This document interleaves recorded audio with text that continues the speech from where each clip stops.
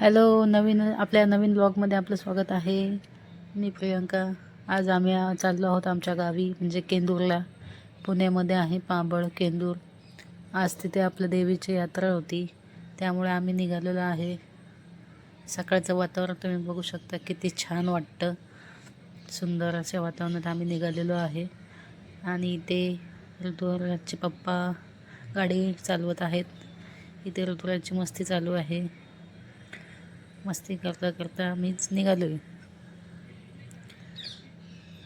So finally आम्ही केंदूरमध्ये दुपारी पोचलेलो आहे. गाडीतूनच आता उतरलेलो आहे. सो आता आम्ही मंदिराकडे जाण्यासाठी निघालेलो आहे. तुम्ही बघू शकता तिथे दुपारचं किती कडक ऊन पडलेलं आहे. एवढ्या कडक उन्हात आम्ही निघालो आहे. यावर्षी उन्हाळा खूपच कडक वाटतोय. तुमच्या इथे असाच उन्हाळा चालू आहे का? ऊन पडतं आहे का? कमेंटमध्ये सांगा. मंदिराच्याच भोवती कीर्तनाचा कार्यक्रम चालू आहे. गावची यात्रा म्हटलं खूपच छान वाटते. सगळे मस्तपैकी येतात, नातेवाईक भेटतात या निमित्ताने का होईना. आणि तुम्ही बघू शकता एवढ्या उन्हातही किती गर्दी आहे. आणि ही दुपारची वेळ आहे, तर सुद्धा गर्दी तुम्ही बघू शकतात किती आहे.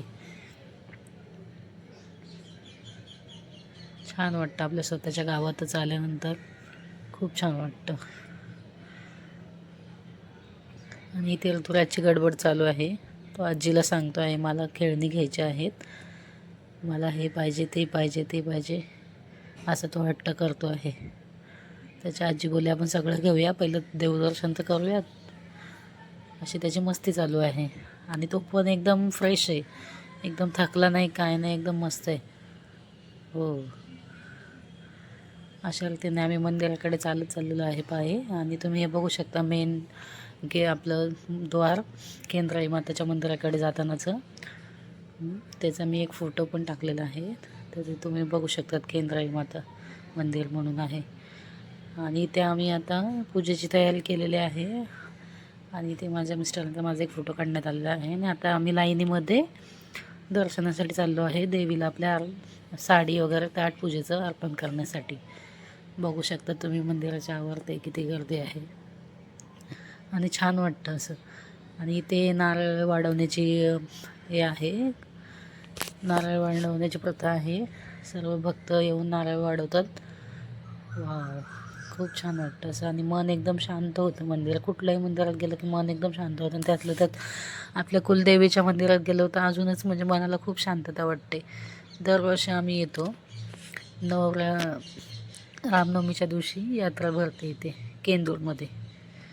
तुम्ही बघू शकतात भक्त किती जण म्हणजे दर्शनासाठी किती गर्दी झालेली आहे. पण सगळ्यांना छान पद्धतीने दर्शन भेटत आहे, काही प्रॉब्लेम नाही. सगळे लाईनमध्ये उभे आहेत, कुठलीही चिडचिड नाही, काही नाही, तणाव वाटत नाही आहे, छान वाटते. तुम्ही बघू शकतात ऋतुराज, मी, म्हणजे सासूबाई, सासरे, सगळे आम्ही लाईनीत उभे आहोत दर्शनासाठी.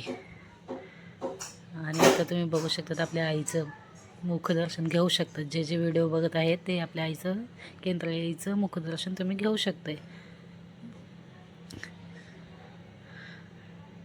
इथे दंडवत प्रणाम करण्याची प्रथा आहे.